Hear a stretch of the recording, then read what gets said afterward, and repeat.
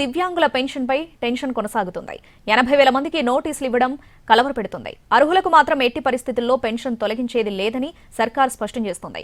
మరోవైపు ప్రభుత్వం కొంతమంది దివ్యాంగుల పెన్షన్ తొలగిస్తుందని వైసీపీ ఆరోపిస్తుంది. ఆర్థిక భారం అవుతుందని పెన్షన్ తొలగించడం మంచిది కాదంటుంది. ఏపీలో సామాజిక పెన్షన్లు 63 లక్షలకు పైగా ఉన్నాయి. వీరిలో దివ్యాంగుల పెన్షన్ 7,70,000 మందికి ప్రభుత్వం పంపిణీ చేస్తోంది. కొన్ని రోజులుగా ఈ పెన్షన్ తొలగింపుపై చర్చ జరుగుతోంది. ప్రభుత్వం 5 లక్షల మంది దివ్యాంగ పెన్షన్కు సంబంధించి పరీక్షలు నిర్వహించింది. వీరిలో 80,000 మందికి నోటీస్ ఇచ్చింది. ఈ కోటాలో తీసుకుంటున్న పెన్షన్కు సంబంధించి ధృవీకరణ పత్రాలు కోరుతోంది ప్రభుత్వం. ఇక్కడే సమస్య మొదలైంది. ప్రభుత్వం అడ్డగోలుగా పెన్షన్లు తొలగిస్తోందని ప్రతిపక్ష వైసీపీ మండిపడుతోంది.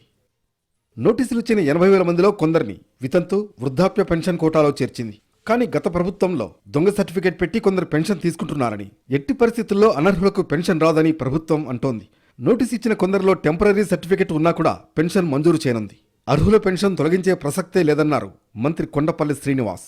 గత కొన్ని రోజులుగా ప్రతిపక్ష నాయకులు సుమారు 4,50,000 పెన్షన్స్ తొలగించామని ఒక తప్పుడు ప్రచారం చేయడం జరుగుతూ ఉంది. 4 లక్షల పెన్షన్స్, 4,50,000 పెన్షన్స్ తీసిన విషయం వాళ్ళు ఏదైనా ఆధారాలు ఇస్తే బాగుండేది. ప్రభుత్వం వచ్చినటువంటి 15-16 మాసాల నుంచి ఒక్క పెన్షన్ కూడా తొలగించడానికి కూడా ఈ ప్రభుత్వం ప్రయత్నం చేయలేదు.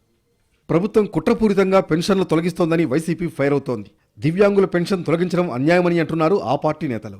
ఆర్థిక పరిస్థితి బాగాలేక దివ్యాంగుల పెన్షన్లు తీసివేయడం ఎంతవరకు సమంజసమని ప్రశ్నిస్తున్నారు.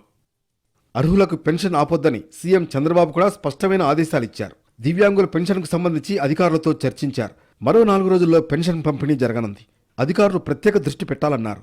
ఒకవేళ అనర్హులు ఉంటే ఏ కారణం వల్ల పెన్షన్ రద్దవుతోంది, దివ్యాంగ సర్టిఫికెట్ ఉందా లేదా, ఈ అంశాలన్నీ పరిశీలించి నిర్ణయం తీసుకోవాలన్నారు చంద్రబాబు. మొత్తానికి దివ్యాంగ పెన్షన్ వ్యవహారం హాట్ టాపిక్గా మారింది.